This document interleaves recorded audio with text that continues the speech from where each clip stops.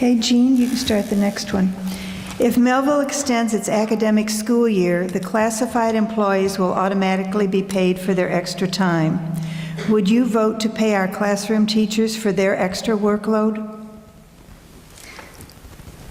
Oh, that's a loaded question. Of course I would pay them for their extra workload. They should not have to work without being paid. I wouldn't do it. No, I don't think anybody in this room would do it. Of course, if they work extra time, they get extra pay. The extended calendar is the part that I'm confused about, so we can get into that, I guess, in another question. But yes, if they work longer than they agreed to originally, they get paid extra for it. Period. Randy? Yes, if we do cause a person to have to work longer, they should be compensated. Rich? Everybody deserves to be compensated for the work they do, and our certified staff is no different. They deserve to be compensated based on the contract that they've agreed to and they signed. And I think it's also important to point out that to the first part of your question, we as a board, I think, should be interested in seeing that our students are able to spend as much time with those classroom teachers as possible. Those teachers, as we all agree and we've all been talking about, are an important part of that child's development, and anything that will get us closer to spending, to those students spending more time with those students, I'm in favor of. Samantha?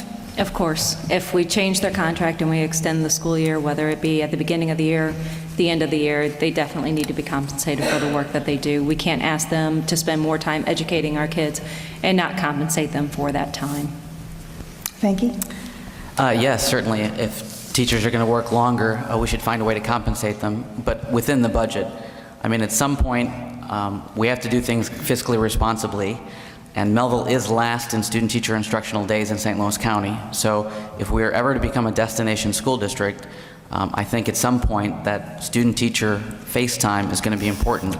Improving student achievement so Mehlville becomes that place that people want to attend and people want to move. And so yes, I would certainly think teachers should get paid more, but we should also do it responsibly in such a way that we can attract young families to move into the district. Okay, this one kind of goes along with that. Rich, you want to start? The Mehlville School District currently follows state requirements by providing 174 days of classes. Recent board discussions have involved extending the school year by either adding more days or spreading out the current 174 days to reduce the summer brain drain. What are your views on the length of the school year? I would ask that we meet with the teachers' representatives, we meaning the board, and not whoever we would choose as a board to represent us, and meet with the teachers' representatives and see how they feel about it and see what ideas they would have in terms of increasing those hours. As we've been talking here tonight, everything we do in the school district is a collaborative effort. It's not confrontational, and we have to work together to bring our students the best possible education. Everyone sitting up here tonight is here because ultimately we care that the kids in this district get the best possible education, and that means all of us working together to accomplish those goals. I am interested in our kids spending more time with their students. I'm very interested in hearing what the teachers have to say about how to accomplish that. Venky? I'm certainly interested in more student-teacher instructional time, but the point of that is to improve student achievement, and we know that a passionate, dedicated classroom teacher is the #1 way to impact student performance. And so whether that's partly as a result of decreasing the summer slump, as it's been called, by shortening that time that kids don't have that enrichment opportunity, or by more time in the classroom during the day, or by a few more days, that's something I would certainly like to see. There's some other school districts in this area that have several more days a year than we do, and in a K through 12 education time span, it could amount to several 130, 140 days. So other districts have that advantage over us. So whether it's longer days or longer time in a particular day, My main focus is trying to improve student achievement and making sure students are college and career ready. If administrators and teachers have a better idea, I'm certainly willing to listen, because that's the focus, and that's what we're here for. Jean? Yes, I don't see how we can get by with changing our summer vacations at this point. I too would want to speak with the other educators and see what their opinions are on it, but the summer break was, of course, is way outdated because it was a agricultural necessity at one point when the kids had to be available for harvesting and what have you, and it's no longer a necessity, but now it's a way of life, and we've all become accustomed to that. The summer slide or summer slump or whatever you want to call it that kids may have during the summer months is preventable. Doesn't necessarily mean they have to go to school longer, but and I can see where it would benefit some of the kids on the lower socioeconomic side of our enrollment. But perhaps something like a longer school day might be something we want to consider, maybe just a little bit longer, not hours. Samantha? Like a couple have said, I think it's something that the board and the teachers' associations need to sit down and try to work out the details to the best of the ability, that what is going to be best for our students. Obviously, additional learning time, any time that they can be with our teachers, is not ever going to be a negative for them. But for our teachers, that is adding more time to their school year. I think it has to be a common goal. Again, you go back to what is going to work best, what is our common goal of getting this done, and can we do it? Can we satisfy everybody? People are opposed to it, people are for it. But we have to keep in mind, again, what is best for our students, and I think our teachers are going to be our best resources as far as helping us get to that common goal of giving them more instructional time in the classroom. Randy? I agree that we absolutely would have to reach an agreement with the teachers and the administration. Their input would be extremely valuable to my decision. I currently have no problem with extending the school year, but I would really want to see what the educators had to say about it. Okay, Samantha? As a school board member, from whom will you seek advice or input in weighing key decisions? I don't think there's one person that you look to for key decisions. I think it has to be something where you listen to other board members. I think you need to listen to your administration as well. If you limit yourself to listening to just one person and following what one person wants, then you end up being very one-sided. We can't be that way as a board.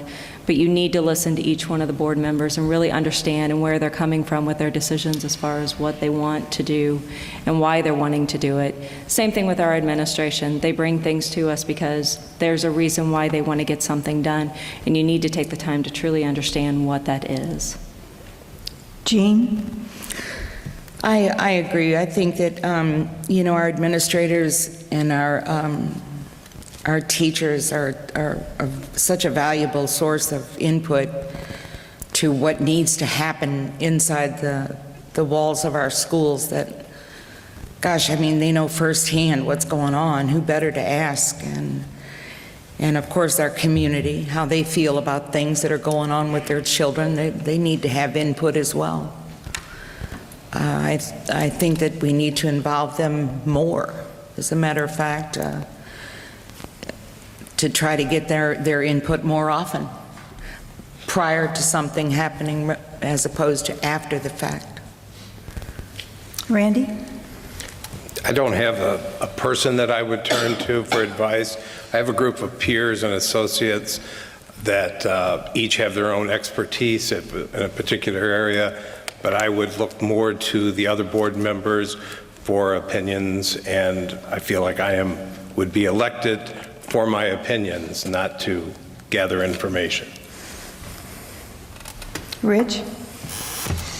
I've been a South County resident my entire life, and during that time, I am privileged to know folks in this area from all different walks of life, including teachers both in the Mehlville School District and in other school districts. And as a representative of the community, I think it's absolutely important that I seek out the advice of those folks in the community whose voices and whose opinions I respect, in addition to my fellow board members. Thank you. I think you definitely learn by talking to different groups and different individuals. So certainly teachers get their perspective, administrators, parents, to find out how we can be more, I use a term in a business sense, but more customer-friendly district. So hear what they have to say and what can we do to make their lives easier. And of course, other fellow board members here in this school district, and also when we go to conferences, you meet board members from Lindbergh or Afton across the state sometimes, and it's good to talk to other board members to find out what they're doing in their schools. So I think you talk to a variety of individuals, and you certainly talk to just community members, is kind of what Rich alluded to. You talk to community members that don't have a connection to this district and learn their perspectives. There's a lot to learn when you talk to people that don't have a direct connection to the district, and certainly a lot to learn from those views. Okay. Randy, managing finances is a big part of the Board of Education. Name any past experiences that show you are capable and reliable. I ran a business for 36 years. Finances was the main thing. I served on boards for charitable foundations where I have handled their money. I work with several businesses now. When I closed my business, I started a consulting business, and I consult on financial matters with several companies at the moment. Samantha? Currently, I recently wrote an RFP at the beginning of December, and by the end of December was awarded a $4.4 million contract. I manage that account on a daily basis, along with several other multi-million-dollar accounts that our company already has. So being very good with money, watching where it's spent, what you do with it, and making sure you don't waste it is an everyday part of my job. Venki? A couple of examples, starting right here with the auditorium. I worked with the previous CFO, Noel Canalblock, work out a financing mechanism to help put this auditorium in place. And of course, Dr. Knos deserves a lot of credit for making it happen. It was built on time, under budget. The other examples I would say is just being on the school board for 6 years. When I first was on the board, I think our ending balance my first year was around the 8% range. When I left, it was in the 20s. My last 2 years on the board, the school district did not have to borrow money in order to make payroll in December. So it's the first time I think that's probably ever happened with the school district, maybe in the last 20, 30 years. So we've managed money well in this district, and the examples that I have demonstrated in the past would certainly want to continue that philosophy of making sure we watch every dollar that we get from the taxpayers. Rich? I spoke a little bit earlier about my resume. As a member of the police department, as a supervisor on the police department, I was responsible for the budget and staffing of the community services division as well as the DARE division. And during that time, I had an opportunity to set, design, and manage budgets on a daily basis. In addition to that, like many of you folks, I manage a budget every day. It's called a family budget. And I'm sure like many of you folks, I've had times when things were good and I've lived paycheck to paycheck. I still have times when I live paycheck to paycheck. I don't know if that ever ends. So I know what it's like to manage a budget. For the last 3 years, I've been a part of the Mehlville School District. Our budget is around $105 million per year. I never forget that we are spending other people's money. We have a responsibility as a school board to always remember that we are spending your money. Jean? Gosh, I can't talk about millions of dollars. I've never been in that position before. I just have mine and my husband's income to manage, and that's all I've ever had to manage. So, yeah, we've done a pretty good job of it over the 42, almost 43 years that we've been married. And, you know, I've been in clubs, you know, and I was the president of the St. Anne at St. Francis for a couple of years, but you know, and I helped get several of their functions together, but I was never involved with the money portion of it, so that's all I got. I got nothing else there. I'm done. Thank you. If you are not elected, how do you see yourself being involved in the Mehlville School District? I certainly want to see this district succeed, so if this election doesn't work out well for me, I'm certainly here to offer my time to the superintendent or to the board in any capacity that they would feel that I would help the school district, whether it's through finances or whether it's through studying curriculum or helping with science classes, which I've done in the past. I'd be glad to help in any way I can because I grew up here. This is my school district, and I certainly want to see it succeed. Certainly want it to become a destination school district that I know it can be. Samantha? Having kids in the district, it makes it really easy to stay involved with the school district. So if not elected, I will still be in the everyday part of my kids' lives as far as their sports. My girls won't enter the Rogers School District, or not school district, elementary school until 2 years from now, but I'm looking forward to, whether I'm a board member or not, being a part of the PTO, room mom, everything that I possibly can be for my kids. Jean? Not be elected? Is that what you said? I'd be devastated. No, I'm just kidding. When I've been going around from school to school during these months, I've seen a lot of places where I'd like to chip in and help. So that's probably what I'd do. I'm retired. This is all I've got to do. I want to dedicate myself to this job. So I'm in it to win it for you guys. So if I'm not elected, I'll just go around and find something to do or take more vacations, one or the other. Rich? I liked what Samantha said earlier about the importance of a community supporting their school. When you talk about, or when we talk about what role would someone play in the schools, I think you have to talk about it in the context of what role do you want to play in your community, because being a volunteer or helping out in the schools is not just about being in this building. It's about being involved in your community, being involved in the Elks Club or the Kiwanis, donating time at your church, helping out with other not-for-profits in the area, being politically active. There are all kinds of ways you can do that in your community that contributes to making your school a better place to be. I certainly think that when time permits, I would love the opportunity to help out in these buildings, but I want to be sure that everyone understands that when we talk about that, it's not limited to these buildings. We're talking about a school district reflecting a community, and the community being the school district. Randy? If I don't win, I would make myself available to whoever did win. Okay. Brandy, you can start with this one. The Mehlville School District has a hidden gem, the Mehlville School District Transportation Department. Our buses are well maintained and our drivers are trusted by parents and children. We do not outsource to the lowest bidder. Parents are thrilled to see the return of the three-tiered system. What will you do to safeguard this arrangement for future generations? I think it's important that we continue a high-quality bus service for the kids.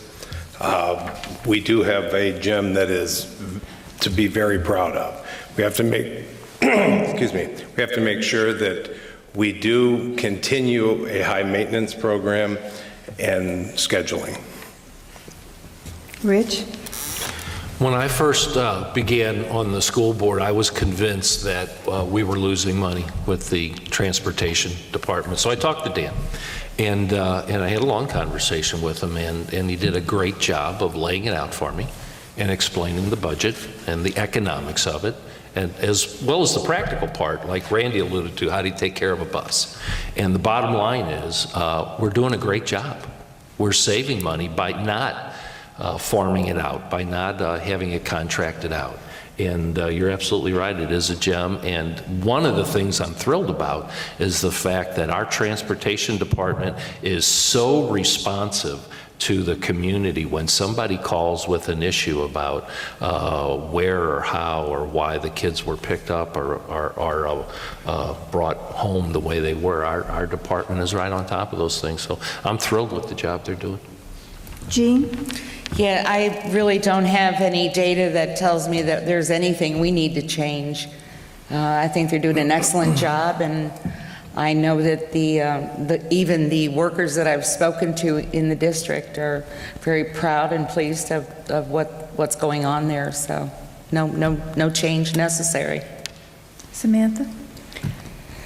I think keeping it in-house is one of the best things that a district can have. If you read the paper at all, you can see some of the other school districts and the problems that they have with outsourcing their transportation. Again, this is what I do on a daily basis, and we're not perfect as a company, and I can guarantee Mehlville doesn't get the complaints that we get about our drivers being late. So Mehlville is doing a great job with their transportation. I know just from experience when a couple years ago, they were building a new house at the end of our street, and that was actually the bus stop for the kids.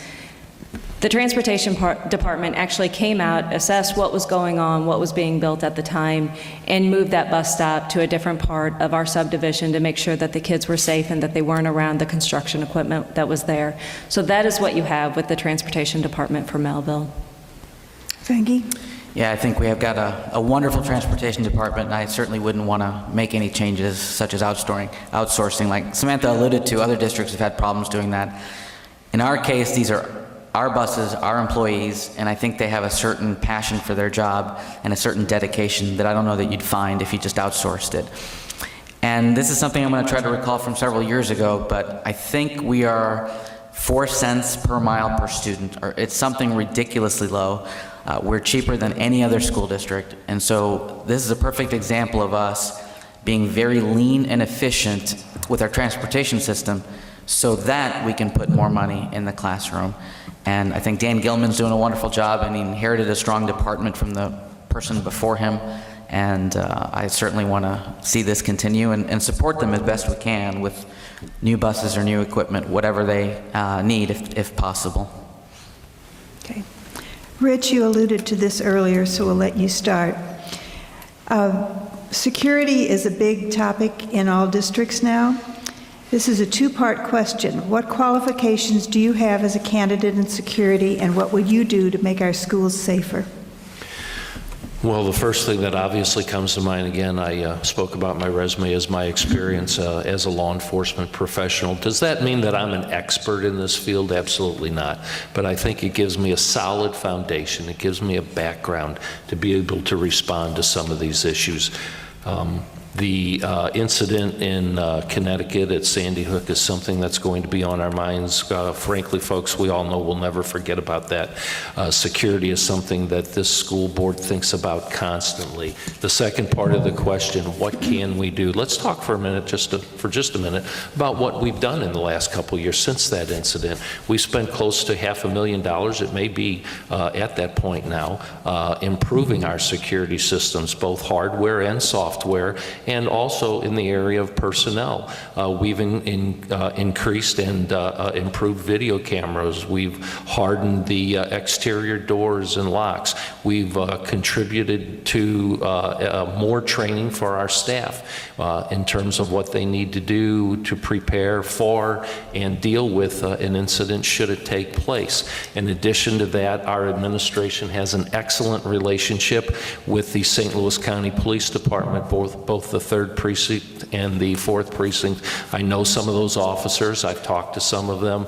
They say the school district is very responsive, not only in terms of security, but in giving them the information they need to be able to police our population when they're here. Let's talk. Thank you. Oh, I'm sorry, I didn't see the stop sign.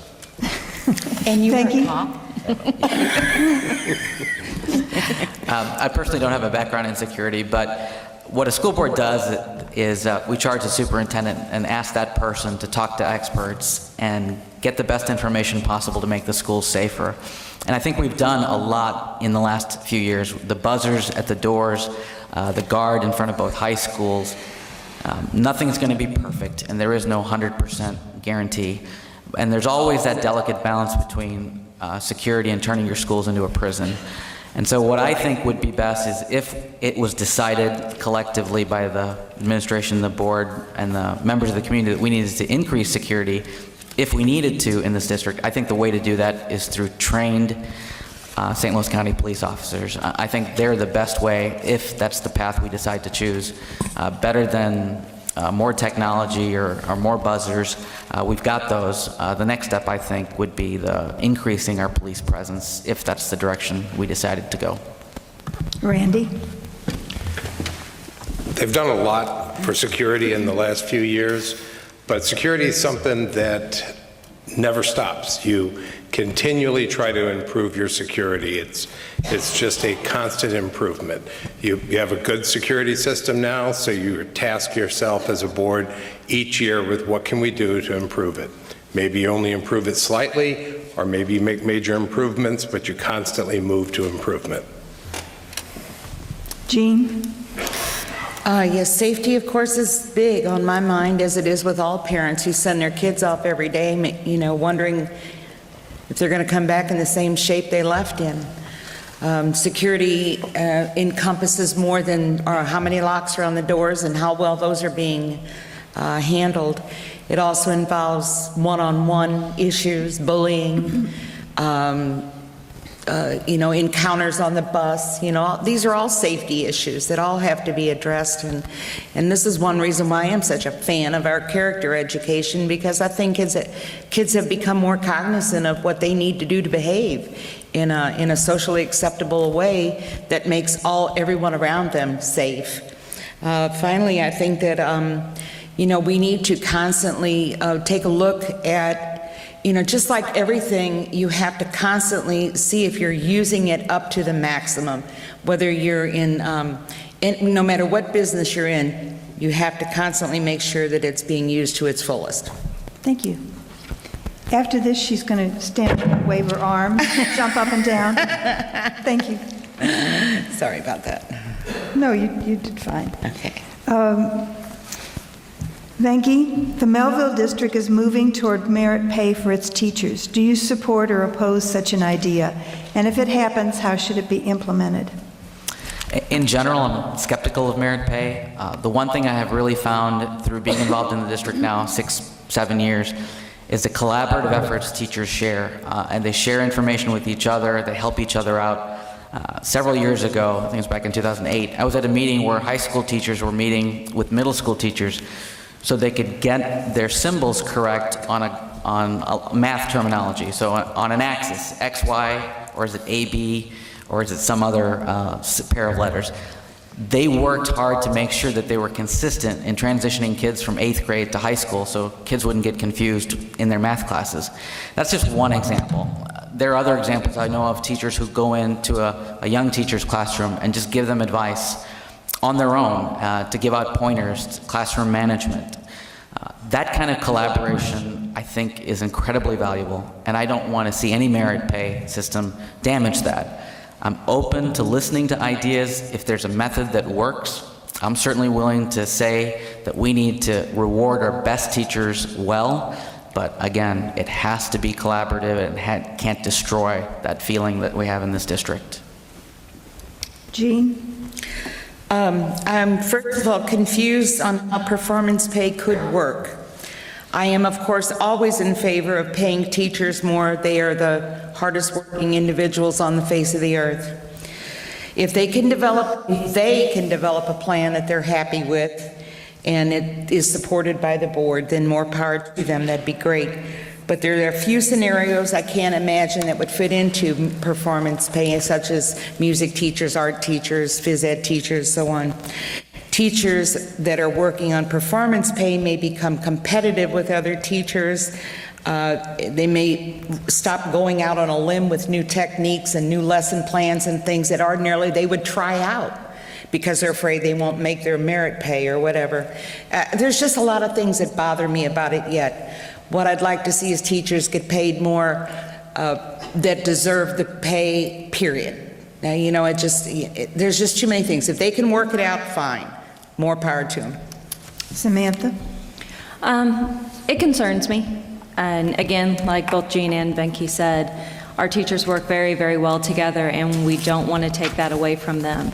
I also know from being in the corporate world for a long time now that when you start rewarding your top people, it becomes very cutthroat. And what can I do to be on top? As our educators in our schools, we don't want to see that happen. Do I believe our teachers need more money if we can give them money, especially our top teachers? Absolutely, of course. I would go with anything that would make sure that they are all still working together and be able to give them more money at the same time. Randy?